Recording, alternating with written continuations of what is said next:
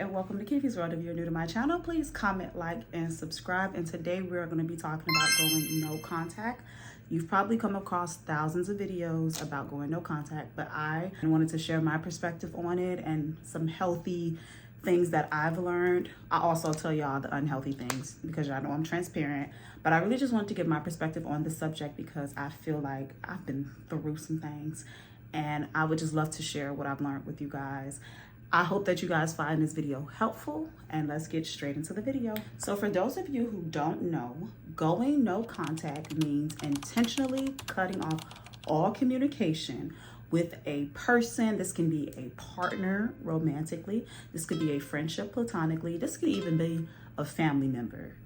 So this is when you stop talking to them completely, and while you're not talking to them, you're doing you, you're focusing on yourself, focusing on your healing, and you're just bettering yourself. You can go no contact with almost anybody except for the people at your job because technically you have to speak to them, but this can go for anybody. So I know generally when people do videos like this, they always focus on the relationship aspect. So today I wanted to give you guys some different perspectives because I've gone no contact with family members, friends, romantic relationships, you name it, because when it's time for me to go, I politely make my exit. So I want to start off with giving you guys week one. And as I was thinking about this, I thought back to the time where I first went no contact with a friend. Now, this was, I want to say like a couple years ago. So I opened up my journal and I started to write about what I remember from week one, what I felt. And in week one, I was sad. I was sad and I was angry because I felt like I was at a place where I was always putting my all into, friendships. And I was so upset that I wasn't, getting that back, the reciprocation. It really was like annoying me. And the thing about me is that I think that time is very valuable. Like, I don't like to get into relationships, whether platonic or romantic, and waste my time. So the fact that I had gotten into a friendship, gotten to know this person, I felt like this person was a sister to me. They showed me otherwise. And then now I have to, retreat back to my shell and heal and do all of this over again. It just got so annoying. So during week one, I am going to say that you are going to be sad. You are going to be angry. You are going to cry. You go yell. You probably might break some things. I would suggest going to a rage room. Don't break your own stuff, or don't break their stuff either. Like, we're not trying to go to jail. So go to a rage room, get all that energy out of you. And yeah, you just really have to sit in your emotions. Week one is the most terrifying week for you because depending on how long that relationship lasted, it's going to take you, some time to actually process your emotions. And if you're one of those people that does not like to process, or you run away and you're avoidant from your emotions, I would encourage you for that week one to sit with your emotions and actually think about the way that you feel. Don't hide from it. Don't run from it. Don't use drugs and alcohol during this week. I would tell you to also lean off of social media because you don't need to be checking this person's socials, trying to keep up with them and see what they're doing. Just isolate for a little bit. Take that week and really lock in and say, you know what? I'm going to allow myself to cry. I'm going to allow myself to yell. I'm going to allow myself to get angry during this week because I have to process these emotions that this person left me with. They did me wrong, so now I have to really process how I feel and, go throughout the motions of life.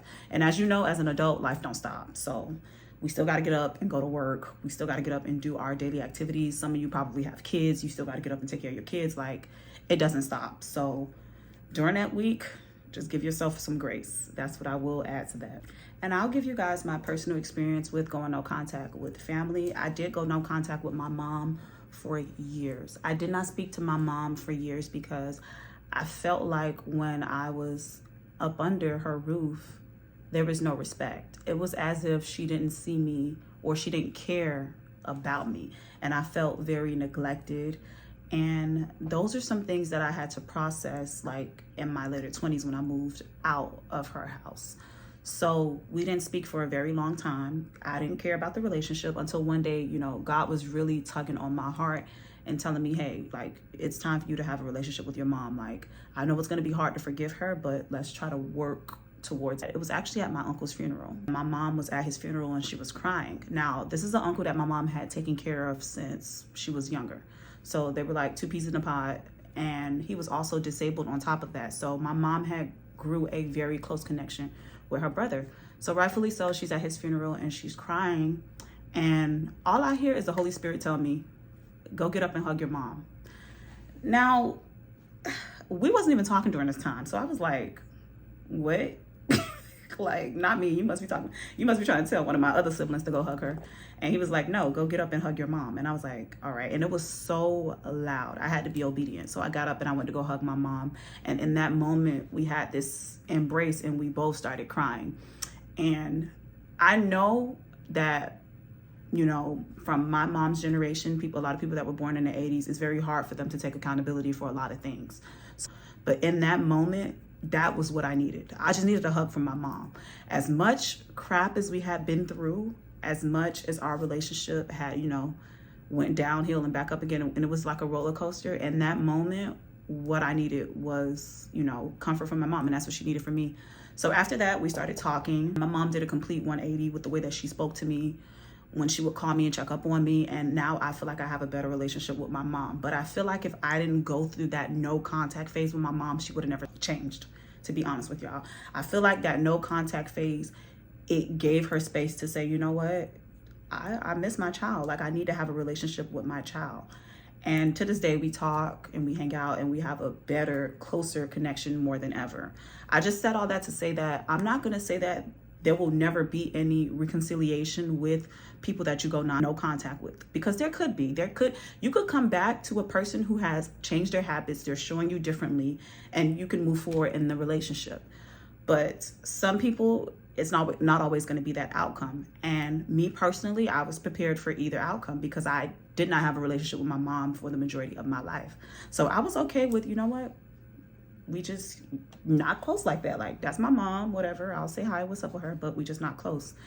But, you know, God wanted otherwise. And as cliche as this might sound, journaling does help you with your feelings. If you're not a person that, you know, has time to sit down and write, use that phone in your hand. Open up your voice memos and record a voice memo. I don't care if you're on the voice memo saying, you know what, today sucked, it was a long day.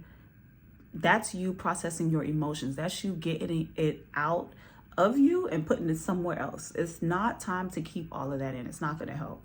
So definitely use that. What I do, I started practicing doing voice memos every month. So every month I give myself these updates and I wait until the next year to listen to it. So right now, I was listening to what I was going through last December, and I'm talking about how I went on vacation with my friends and I had such a good time. And it just takes me back to the good moments that I had.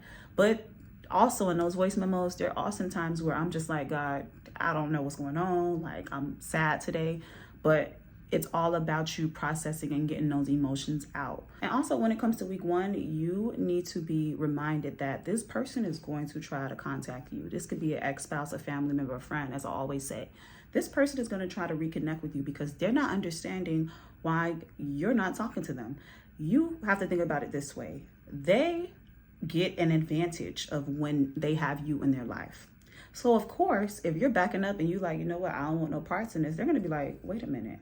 So I'm not going to have this advantage of having her how I want her, or having her do this, or using her, or, you know, doing all types of things. Nope. You're going to cut off access and you go stand on business. And week 1 is going to be hard, but I need you to pull through, because if you do and you make it to week 2, 3, and 4, you're going to be unstoppable, unrecognizable. You're going to be a brand new person, and you're going to feel so much better wiping your hands clean of people that don't deserve you. And if you are currently in week 1 of going no contact, I want to let you know that there is nothing that you could possibly do that will make this person treat you otherwise. They already have their minds made up about how they feel about you, and this is why their actions were what they were towards you. So you can go back and try to fix it, but after you go back and try to fix it and it doesn't work, come back to this video and press play and you can watch the rest of this. But yeah, there's nothing that you could do that would make that person treat you any otherwise. I believe that people's actions are exactly a representation of how they feel about me. So how somebody treats me is how they feel about me. How they talk to me is how they feel about me. How graceful they are with me, how patient they are with me is how they feel about me. If they talk bad about me, obviously they don't like me. But usually when somebody's actions show that they don't like me, they generally don't like me. And also there's sometimes where we want to be in denial about the situation and we're like, you know what, let me just give them one more chance. After the fourth, fifth, and sixth chance, baby, what more can you do? It's time to walk away. Now let's go on to week 2. So in week 2, I want you to focus on finding a hobby. Now, if from the romantic aspect, if you are going no contact with an ex-partner, this is going to be somebody that you probably spent the majority of your time with. Y'all have probably been on dates. Y'all have probably been traveling. There are probably places that you have in mind right now that if you go there, you know you're either going to run into them or you're going to start thinking about them. So you avoid those places. So that's why it's important for you to find a hobby, because you need to find something else to put your time into. You need to find something else to focus on, and this needs to be something that you enjoy. Now, hobbies, you could spend money on hobbies, don't get me wrong, but there are also hobbies that you can do for free. You can start a book club. You can start a run club. You can go to the gym. Y'all know I love the gym. That's my hobby through and through. You can go on walks. What else can you do? You can create content. There's so many things that you can do. You can go online. You can learn about trading. You can learn a different language. There's so many things that you can do with the power that you have in your hand, your cell phone. So don't sell yourself short. And if you know you're low on funds, find something free to do. You don't always have to pay to do a hobby. You can learn how to play an instrument. There's so many different hobbies that you can do, that are cost effective or free. And I just want you to just dive into that, because once you find something that you are passionate about, it's so hard to stay away. I find myself vlogging things when I'm not even trying to vlog things, like my walks in the park that I do. I find myself, vlogging the trees, looking at the trees, vlogging, taking beautiful pictures of the water. Those are things that I just love to enjoy. I love to show people things from my perspective, so I love to catch things on film. So that's what really brought me into content creation and YouTube and all of the things. Let it be something that you enjoy doing. Don't always try to make money off of something. That's another thing too. Don't go into this hobby thinking, you know what, I need to make money off of X, Y, and Z. Generally find something that you enjoy doing, and I promise you the funds will come. The bottom line in week 2 is just to find something that gives you that spark back. You want to replace all of those negative emotions with something positive. So if you're doing something for yourself, if you're pouring into yourself, you're going to feel so much better. Think about it. You spent so many years pouring into friendships, family members, romantic relationships, and you didn't get anything out of it. So you might as well give yourself some more positive energy, some more time to process and really enjoy things in life. Now, week 3 is what I call reconnect with yourself. This is the week that you're going to take yourself on a solo date. And I already know what you're thinking. I don't want to go out and eat by myself. Kiki, you need to do it. I don't care if you just go out to Starbucks and get some coffee. I need you to go sit in a coffee shop, get your coffee, sip your coffee, and I want you to observe. People watch. Just people watch for a minute. Look around. Take in the atmosphere. Maybe even talk to somebody that you wouldn't normally talk to. Greet somebody that you wouldn't normally greet. This is when you are putting yourself into the world and you're like, you know what? I feel uncomfortable. I still don't feel like myself. I'm still processing and getting over this, no contact phase, but I'm not going to be stuck in the house. Do not sit in the house and sulk. We already did that in week 1, remember? We're not doing that in week 2, 3, 4. We're not doing it. You gave yourself 1 week to sit in the house, to cry and be angry. Now it's time to put yourself back out there and to love on yourself.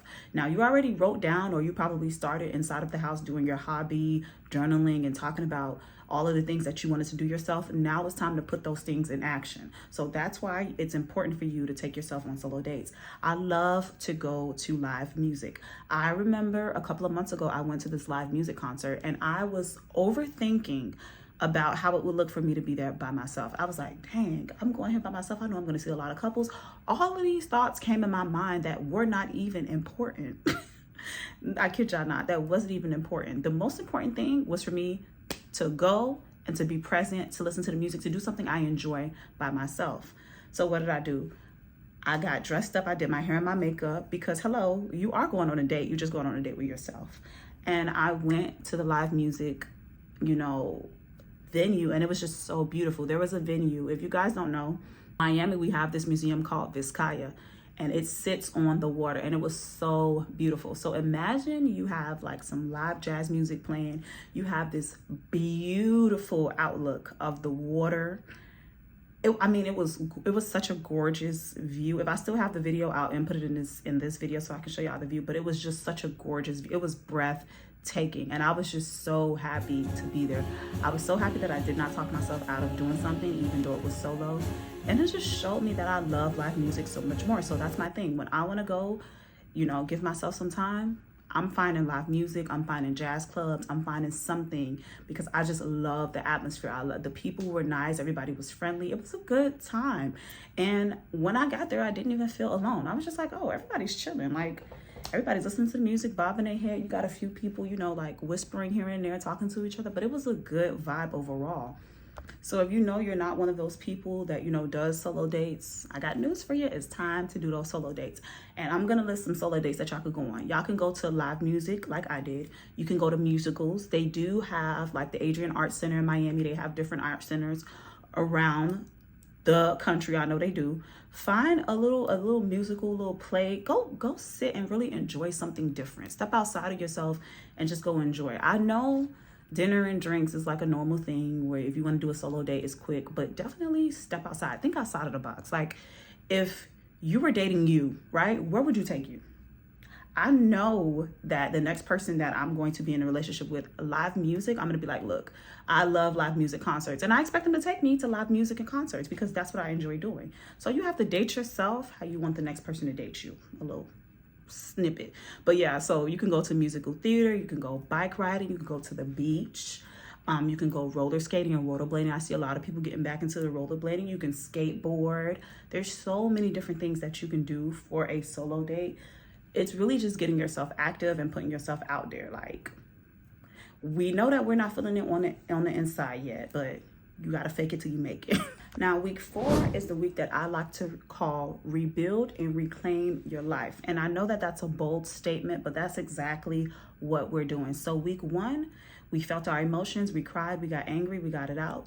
Week 2, we found our hobby. Week 3, we reconnected with ourselves. We went out, we stepped out on the town. We were like, okay, I could solo date by myself. Week 4, we are rebuilding and we are reclaiming our life. This is when everything comes together into a beautiful masterpiece. This is the week I like to call, get that dirt off your shoulder. Now you done been through week 1 and week 2, which are probably the hardest weeks of your life. When week 4 comes around, you're like, wait a minute, like, I'm noticing I'm enjoying my hobbies more. I'm not thinking about this person. I am, you know, moving through life in a different way. I feel better. I am feeling more complete within myself. And maybe you were the type to go back and you even started talking to them on week 3. And that's okay. And you realize week 3, you started talking to them, you made your mistake, you went back, and now you're back. And you're like, okay, do I start over from week 1? What do I do? I want you to look at going back as a bad thing. I saw an interview with Teyana Taylor, and she talked about how you have to keep going back until you get tired. Like, you're tired emotionally, tired physically, tired mentally. You have to keep going back to that relationship until you understand, I deserve better. So go back. But then when you come back, again, I want you to press play on this video and, you know what, follow through and be like, all right, I really need to do these 4 weeks. I'm playing myself. I'm selling myself short. Like, they really playing in my face and I'm done playing. So during week 4, you could probably do a little makeover. I love to spruce myself up. I love to buy some new clothes. I love to do my hair, do a little makeup, do a little shopping, really like reinvent myself, because the next time that person sees me, if they ever see me at all, I want to be completely unrecognizable. I want to step into rooms and I want you, as the person that I'm no longer talking to be like, dang, I lost a good one. Like, that's what I want you to say that. And I know that's pretty egotistical, but I'm gonna be real with y'all. I love it being around people and they just cannot take being in the room with me. Cause I'll just sit there like, me taking a selfie. I will be in my own world. But to know that I bother you so bad to the point where you can't even be in a room, it just does something to me. I know that's bad, but it's just like, yeah, you lost a good one, bucko. You lost a good one. You lost a queen. You lost you a black queen. And now you didn't understand before, but now I have to make you see, like, you got to realize what was in front of you and what's you no longer have access to. Take week 4 to realign yourself. If there is a purchase that when you were in a relationship you didn't want to make, if there's a vacation that you didn't go on because of a certain friend, anything that you want, get it if it's within your means. definitely get that. I have poured more into myself this year than any other year, and I'm so proud of myself. When it's come to anything that I've seen online, I've saved for it, and I'm like, I'm gonna get that. I'm gonna buy myself this. You can also do that when you're going through your no contact phase. Like, promise yourself things. If I make it through week 1, I'm gonna buy so-and-so. If I make it through week 2, I'm gonna buy so-and-so.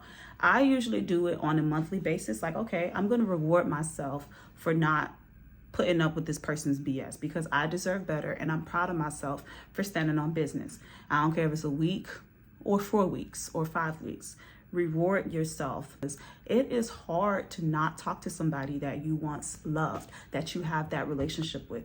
It's very hard to, not want to talk to them, especially when you know your heart is telling you otherwise. But y'all already know, like, your heart can be very deceitful sometimes. So that's why you gotta take that out of the equation. You gotta take your emotions out of the equation and really go for yourself, because at the end of the day, you're only gonna have yourself. So pick you every single time. If you guys don't know, I was in a relationship for over 5 years, and I had went no contact with this man multiple times because I just felt like he wasn't getting the point. But I will say that I was toxic as well, because as much as I went no contact with him, I kept talking to him again and again and again. And I had to get to the end of myself to understand that, girl, this is not your husband. It's not gonna work. Y'all could probably be friends if that, but in the romantic field, it's just not gonna work. You gotta let that go. And I just didn't want to let it go. I was like, oh my God, this is my high school sweetheart. It would be so cute if we got married. Da, da, da, da. Meanwhile, this man playing in my face like, bro, no.